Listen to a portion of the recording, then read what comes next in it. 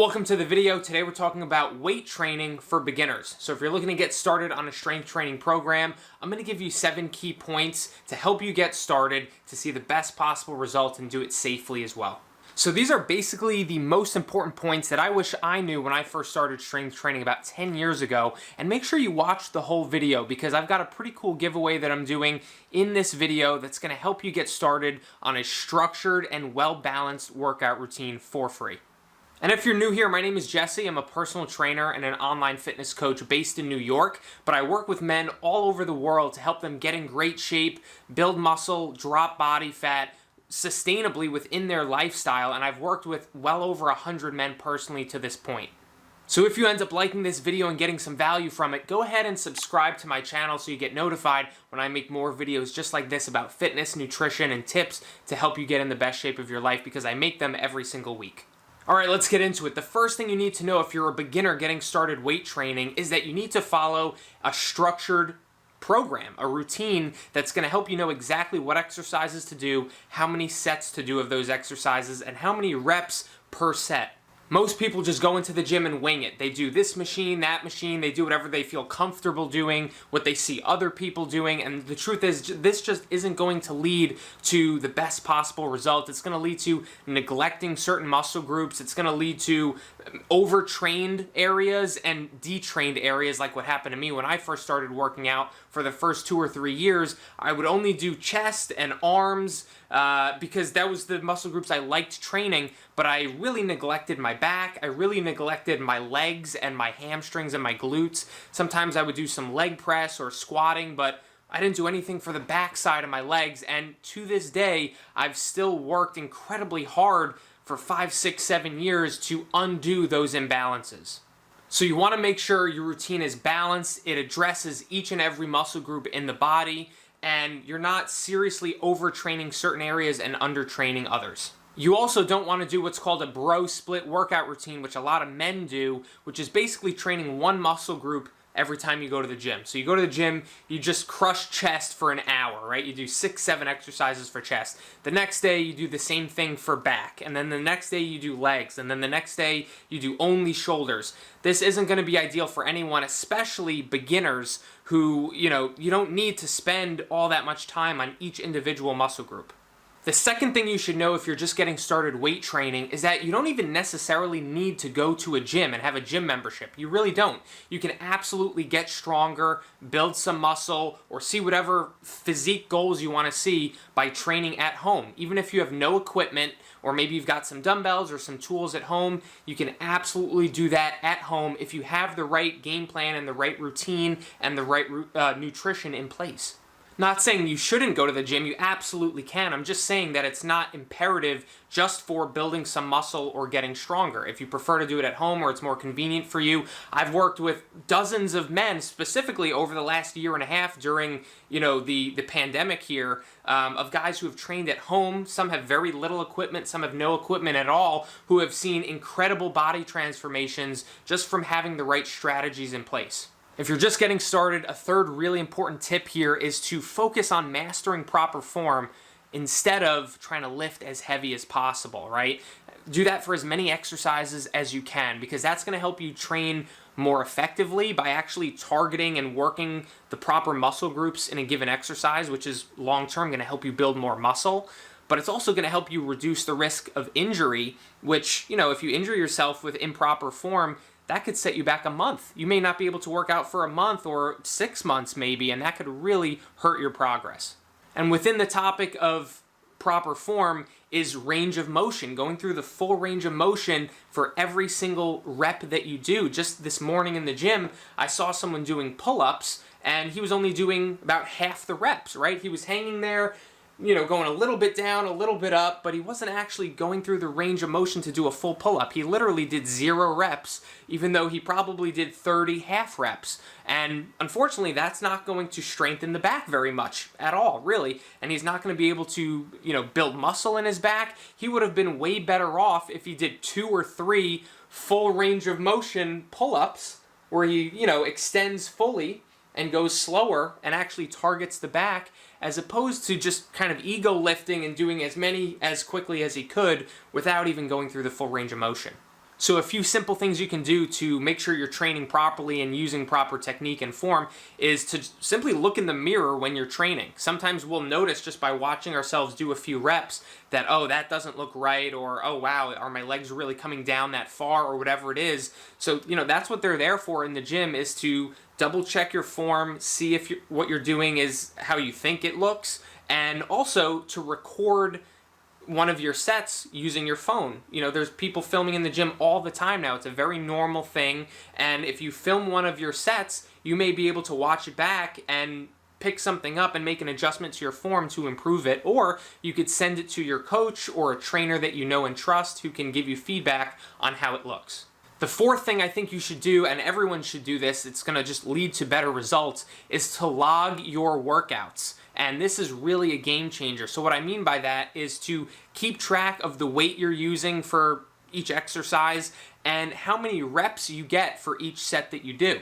So whether you're tracking that on a notepad or on your phone, maybe you have a document or something, but you can keep track of this week by week, and just doing that is going to make it way more likely that you're actually going to progress, because what you're going to do is you're going to see what you did for this exercise last time, what weight you did, how many reps you got, and naturally you're going to want to beat that from last time or from a couple weeks ago. And you're definitely not going to want to go lighter or do less than you did in the past. So naturally, this is going to give you a little bit of a boost of motivation in the gym, and it's going to help you and make it more likely that you're going to progress over time.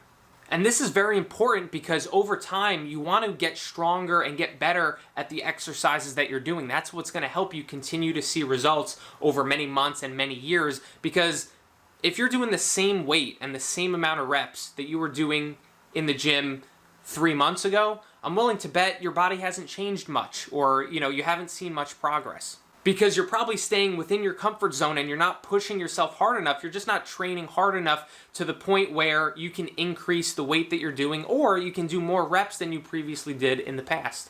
Tip number 5 is kind of piggybacking off of the previous one, which is not to change up your workout routine every few weeks. This is a huge misconception in the fitness industry, that you need to confuse your muscles or you need to change totally up everything that you're doing, every so often so that you can see more progress. But that doesn't allow your body to actually get stronger and make progress on the foundational movements that you're doing. And the truth is, you're always going to have foundational movements in your program. There's always going to be some variation of a chest press, or an overhead press for your shoulders, or some sort of row for your back, or a pull down, or some variation of a squat or a deadlift. Those are going to be in every program that you follow pretty much. So there's no reason to wildly change up your workout routine. Obviously, there's some variables you can change up, like maybe how many reps you're going for, or the amount of weight you're using. Maybe some phases you're using, really heavier weight that you can manage, just barely manage, with maybe only 3 to 5 reps. And then in other phases, you're doing the same exercise, but you're using a more moderate weight and you're going for 10 reps or 12 reps. So that's the better way to vary up your workout routine and challenge your body in slightly new and different ways. But you should not be program hopping from one random program to some totally other different program, to this random YouTube workout, to this person's Instagram workout.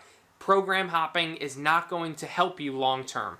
And one thing that I didn't realize myself as a beginner in my first 1 or 2 years of training was that when my workouts started to feel easy, I thought that was the sign that I needed to switch to a different program. The truth is, and I didn't realize this at the time, if your workouts feel easy, that's not on the program, that's on you. Because it just simply means you're not training hard enough, right? Is there more weight available for you to use? Can you select a heavier weight? Generally, of course you can, unless you're training at home and you have very limited options. You need to train harder. You need to challenge yourself in each and every set that you do. You shouldn't be saving your energy for later exercises or later sets. You should make it a point in your head. Every single set that you do should feel very challenging, and if it's not, you've got to use a heavier weight, or you've got to use a slower tempo and really control the weight better. And what I recommend doing is training until almost failure. You don't need to train until absolute failure every single time, but you should be very close to it. And what I generally aim for is between 1 and 2, maybe 3 reps in reserve. And what that means is if you're aiming for 10 reps, absolute failure for you with the weight you're using should be around 13, right? You should not be able to get 14 reps or 15 reps. Even if I said, I'll give you $10,000 if you get 15 reps, even though I know you were going to do 10, but with that weight, if you can do 15, I'll give you $10,000. You should still not be able to get to 15. At most, you should be able to get to 13. So that's a good way to make sure that each and every set that you do is challenging and that you're using an appropriate weight and that the workouts don't get easy as time goes on.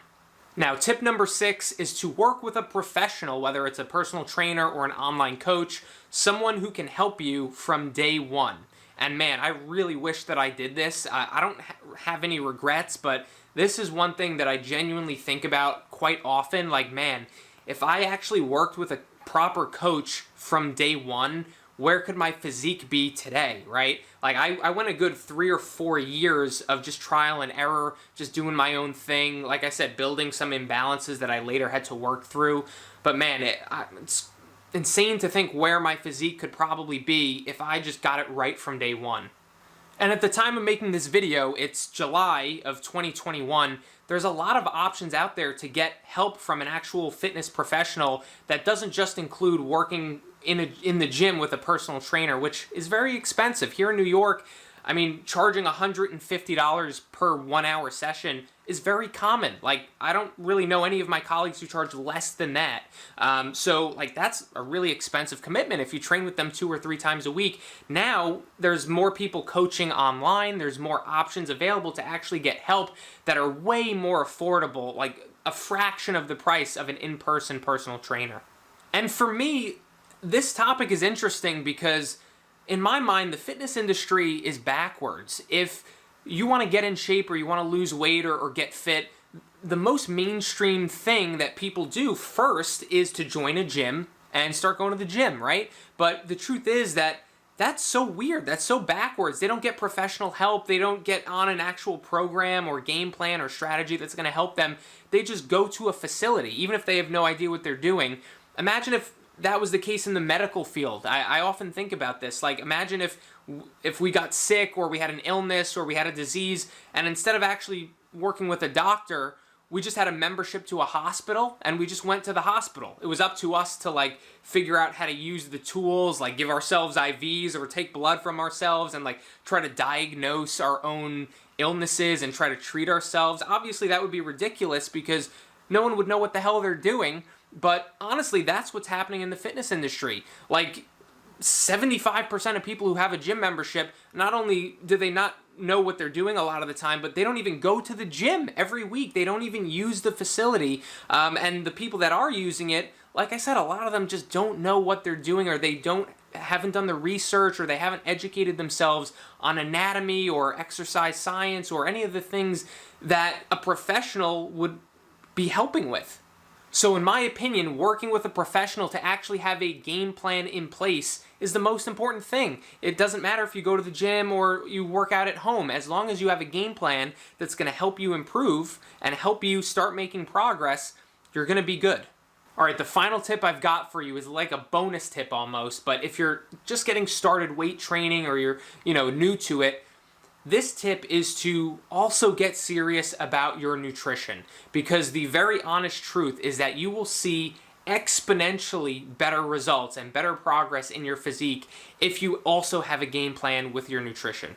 Because even if you don't know it, I'm about to tell you right now, but you have the opportunity of a lifetime in front of you if you're a beginner starting strength training, because there's a thing called newbie gains. That's a real thing, which basically says that if you're just getting started, you have the ability to see accelerated results in regards to building muscle and losing body fat and just transforming your body in general at a much quicker rate than someone who's more advanced. Like myself, I've been doing this for 10 years. Maybe I can build a pound of muscle per month, maybe 10 or 12 pounds of muscle in a calendar year.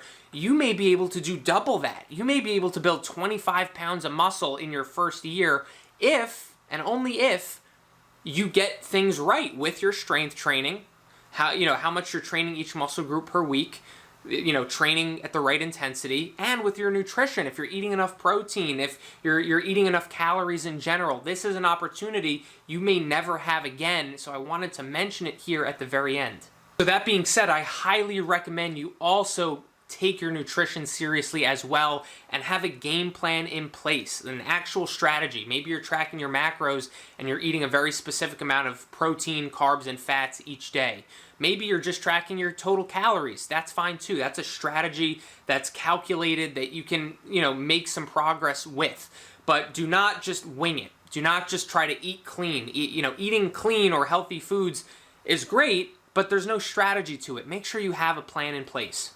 Alright, now if you made it to the end of the video, I appreciate you. I seriously do. I hope this video was helpful, and I want to offer some free guidance and direction in taking your fitness to another level, help you get in the best shape of your life, and help you do it with a proper strength training routine, so that you can start building more muscle, seeing more definition, and just improving your body composition in general. So what I'm offering is, if you'd like a 3 or a 4-day workout routine, I'm going to offer that to you for free so that you can get started on a proper program that's balanced, that's structured, that I designed personally.